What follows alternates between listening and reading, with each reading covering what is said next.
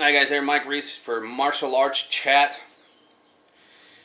Alright, I have in my hand the subject of much ridicule, subject of high controversy, and is it good enough for,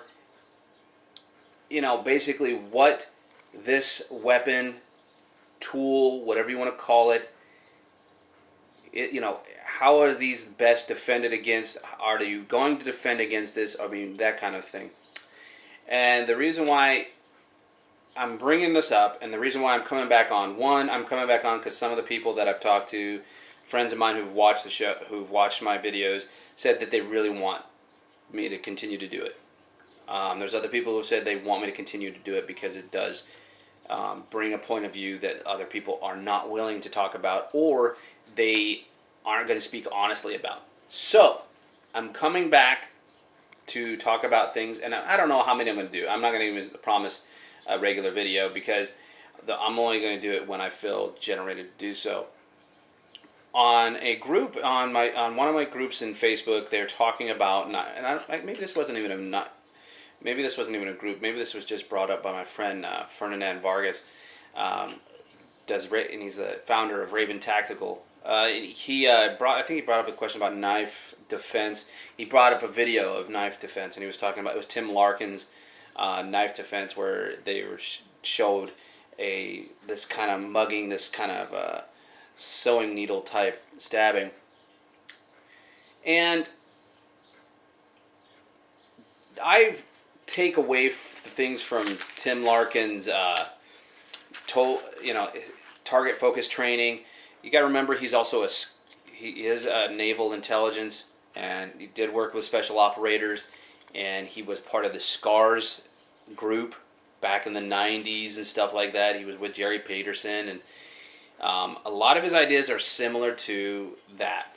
And one of the things I found was interesting is someone's talk about there's so many comments on there. There's so many comments on this one comment alone. On this post alone, it was a lot, and the word experienced comes up a lot, knowledgeable comes up a lot, and research comes up a lot, that kind of stuff. And, is it going to be hidden and then deployed when they're getting ready to kill you? Are they displaying it to intimidate you? They do both. There's constant this knife and gun defense is probably one of the biggest controversies there is within the martial arts and tactical and combative group types, because everyone has a different idea of how it works. And unfortunately, I think what we're missing is what's the base of it all. And I know people get tired of concepts and principles and concepts. People say, "Oh, you don't want to say concepts because this, that, because your style's not good enough," or blah blah blah. The reason behind concepts and principles being kind of a better base is because everyone has a different style and everyone has a different way of doing things. Something that might work for one person may not work for another.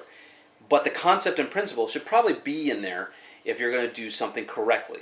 What I took from the target focus training was the concept of mindset. And this is huge within the SCARS community, your mindset should be offensive, not defensive. That's their biggest mindset difference. And they want you to basically go from effect to cause. You're causing injury, you're not the effect of.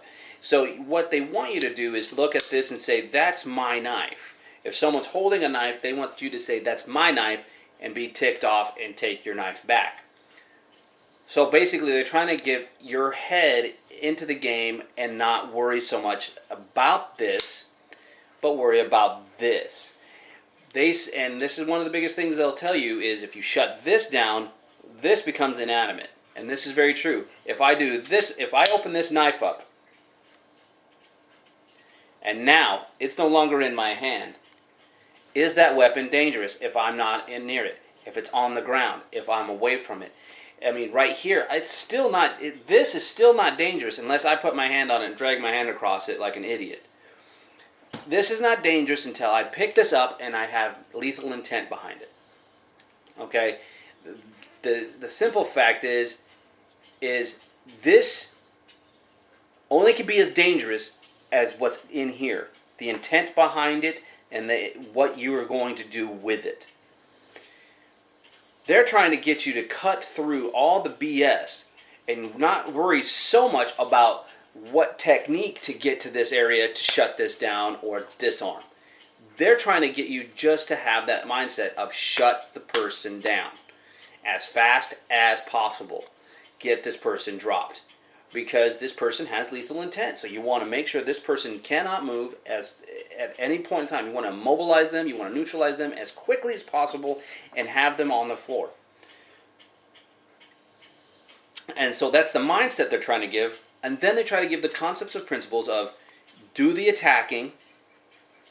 If you're attacking, they can't attack. They have to defend. And it's basically be the attacker. Then the other principle and the concept and principle of it is you want to cause injury to a vital spot as soon as possible. So attack, have an offensive mindset, and cause injury. And they say the reason why is because if you don't, you're going to be defending. Basically what they're saying is if you're defending someone cutting or stabbing, you're going to get stabbed and cut a lot before you can actually get this out of their hand. And this is a fact. And that shouldn't be different from anyone else. Everyone should have that same mentality. This is why concepts and principles should be similar. Concepts and principles should be there. The technique base shouldn't matter. How you get there and all that stuff. But now, I have a difference in my approach. Because I don't just think of mindset of attack and stuff like that. Now, do I think that? Yes. My mindset is they are showing, whether they're brandishing it or whether they're putting their hands behind their back, they have their hands in their pocket, and you can tell that they have a knife clipped on because you got this beautiful little clip sitting there, or you saw a bulge in their pocket because you're aware of what's going on. Past awareness, we have to have a mindset of if they look suspicious, if they're brandishing a weapon, if they've already got the weapon pulled, I already know that they want to do me harm. If they just have it in their hand, I feel like they're going to want to do me harm. If they have their hand in their pocket where the clip of this knife is, they want to pull that. They have their hands in their pocket or they have it behind their back, and I'm talking to them and they shouldn't have it, but there's like no way in the world they should have it in this position because of whatever reasoning. Then because of that awareness and that first mindset is, my mindset automatically goes to, I'm going to hit him first. I'm going to take this person out first. I'm going to keep that limb from moving. I know what limb has the knife. Why? Because it's the one that's behind your back. It's the one that their hand's in the pocket. It's the one that has the weapon in its hand. I know where the limb is. I know what I need to go for. The other part is move. You evade. You take yourself off the line of danger. If he's standing with his knife here, I'm not going to move straight forward. I'm not going to go right towards the tip or right towards the blade. I'm moving away. Even if he comes here, I moved away. Even if he went like this, I went to this side, I can stop it from here. I can jam the attack. If I move on the inside, I can jam the attack. Okay? That's the point. If I'm moving away from the line, but I'm also invading his space, I'm basically doing a conquering thing. I'm going to take his space and I'm going to do it off angle so I can flank him on the side, inside or out, and I'm going to be able to jam the attack and be able to prevent this. So I can also be at the same time doing what I need to do to do injury to this person. I'm going to go offensive within that motion. The only thing I did differently was I evaded and jammed the person. That was it. Whether I'm trapping this arm whether I'm, and do you want to trap the arm? Possibly, because you don't want him to be pulling it away and, go back here and still be stabbing you or whatever. You don't want him to do that, but that's how come you jam the attack. Now you can wrap the arm, you can, whatever you can do, whatever you know to do. Inconsequential. But if I come in and I jam the attack and I smash the guy's nose, and as I'm smashing his nose, as I come in, I smash his nose and smash down on the hand, and all at once I'm coming down, I'm bringing him down on the ground. If I go to the side of him, and I go into the side, I'm evading the knife, and I come to the side, bam, and I'm hitting him in his face, and then I'm wrapping the arm there, boom, and now I've got him here, flip him over, bang. I got different things I can do just from those two angles, okay? But I'm flanking in on one side or the other. Now, that's just my point of view when it comes to the concepts and principles.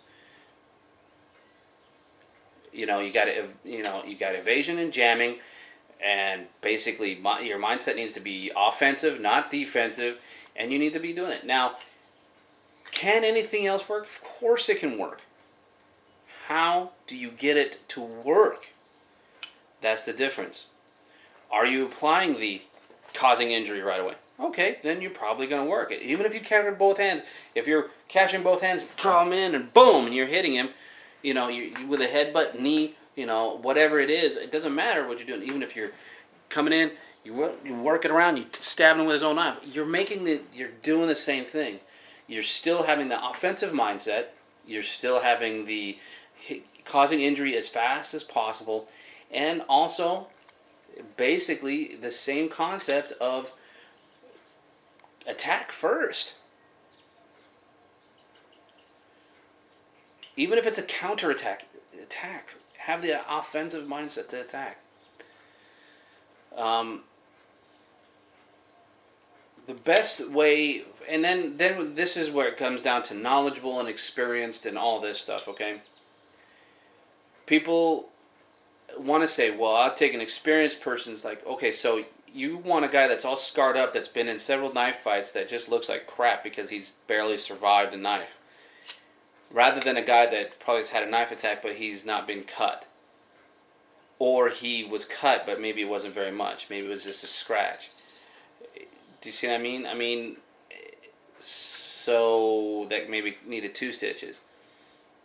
So I wasn't in a knife fight with a guy where we were trading blows like we were like some sort of duel to the death. Fact is if people can train with swords and get in sword fights and come away unscathed, you can do the same in a knife fight. That may not be a popular opinion, but I don't care. If I start telling if swimming teachers said, hey, prepare yourself to drown every time they throw them in the water, they'd be like, what? You're gonna drown. You're just gonna drown, okay? That's just a fact. You're just gonna drown. That's ridiculous. Then what are you training them for if they're just gonna drown anyway? Okay? We need to put ourselves higher than this. We need to make ourselves better than that. This is one thing that's consistent in my videos. Where are we now? Why are we not trying to push making the other person better, our students better, ourselves better? Why are we not pushing our skill set? So I guess that's my biggest thing when you guys train. Knowledgeable, you need knowledge. You need to understand this. And that's where that research word comes in. If you are researching, then you're looking at actual security tapes. You're actually looking at actual reports, which that's freedom of information. If you want to look at some reports, you can look at reports. But the case has to be closed, of course. It can't be a pending investigation. But you see the survival things, you can look at video, you can look at this, you can talk to police officers, you can talk to medics, you can talk to paramedics who are the first time people there, talk to doctors. You can talk to all these people and do your research when it comes to this type of violence. I'm sure you can talk to an ER, there's an ER doctor out there that you can talk to. There's people that these are people that you can get a hold of and talk to about this type of subject.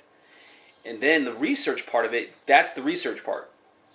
Surviving, how do these attacks work, what's the most, what it seems to be the most. And I'm telling you, you're going to see both. You're going to see someone hiding the blade, and you're going to see someone brandishing the blade. I think it depends on their knowledge and intent. It doesn't matter what their actual intent is. It doesn't matter what their actual intent is. If they have a weapon, you have to believe that they're going to use that knife or you're going to use that weapon, and you have to believe that it's going to cost you your life, or you will not fight as hard as you need to fight to make sure that you survive the conflict. When it comes to weapons, you have to take it more seriously than not. And some people say, well, we do take it very seriously. Do you? Or do you use it just as, this is just someone else's hand, it's just now a little more dangerous because it gives you a little more length? Remember, the person is the dangerous one. This doesn't become dangerous until that person has it in their hand, and now they're being able to inflict what they want to do to you. The thought's already in their head. That person's intention's already in here. If they already have the weapon in their hand, then you know their intention. If they're slipping their hand in their pocket, you should know their intention. If they have their hand behind their back, assume. And some people say, hey, no. When it comes to civilian, you have to assume. Even if you were a professional, you should assume that there's something wrong. That's why that you hear people saying, get your hand from behind your back. Get your hand out from behind your back. That person moves, and then their hand starts moving. That's when you should be getting away from them. You should be flanking the side and just totally ripping into them. Okay? So there's that thing. And also now here comes that experience thing. Experienced? The only way you can safely experience how to survive knife battle, or how well your skills are going to do knife battle, is honestly, the only one that I've seen doing it is the Dog Brothers. Go to a Dog Brothers tournament and test your mettle. Okay? Or do what, like, I think Scott Babb does this. Just get magazines and start doing your knife techniques in there, and just have someone slashing at you with like a magazine or something like that. You're not going to get hurt. You might get a paper cut or two, but at the same time, you know, there are safety ways of actually doing this and actually showing that you're going to get cut, or how you're going to do it and how it happens. The close proximity. Scott Babb does this a lot, and I think that he should be commended for this, him and his Libre fighting. He does close proximity knife fighting, knife attacks. And this is smart, because I think the majority of anyone I've ever seen that has had any type of knife, they have been within close proximity. This person didn't come out here like this and just stand there and start swiping and just waiting for the person to get close to them. They would go and they would grab and they'd start stabbing. And they'd be going and they'd just be trying to stab the best way they knew how, and that's all they had to do. So these are things that you should think about, or remember, or watch, or look at when you're doing research. And then you talk about experience. Yeah, someone could survive knife attacks. Someone could have done this. I know professionals that have done it. I worked in a correctional facility, and with people that had anger issues and mental disabilities, not like they're handicapped, but they were considered mentally unstable. I dealt with shanks and stuff like that regularly, and it would go from two in the hand, two of them saying, come get me, brandishing the weapon, didn't make it less dangerous, or someone just having a shank in their pocket and coming out after you. Or you get in the middle of a conflict, you're restraining someone, because that was you had to do hand restraints. This was a facility that I couldn't use. We couldn't use chemical restraints or anything like that. We had to use our hands.